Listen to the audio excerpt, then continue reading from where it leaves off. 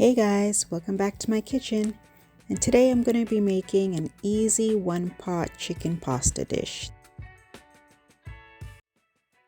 First, I'll start off by cutting up about 1 pound of chicken breast into 1-inch cubes.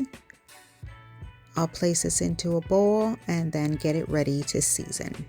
The seasonings I'll be using today are paprika, oregano, some dried thyme, onion powder, garlic powder, black pepper, salt, and cayenne pepper.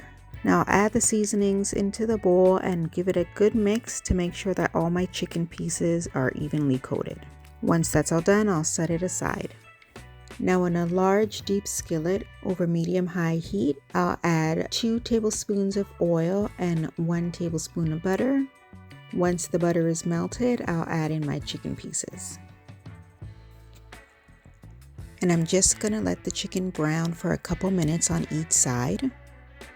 I just wanna make sure that the chicken gets some color. We're not gonna cook it through at this point.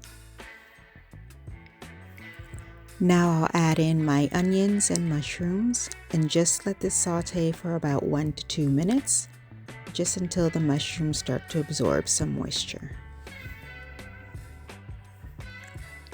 Next, I'll add in the dried pasta, then the diced tomatoes,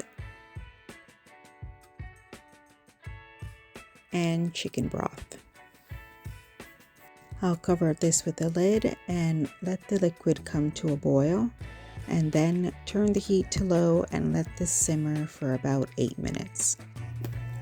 After 8 minutes, I'll add in my cream and some spinach, and then I'll let this simmer for another 2 minutes just to let the spinach wilt. Once that's done, I'll turn the heat off and then just add in a bit of mozzarella cheese and let that melt.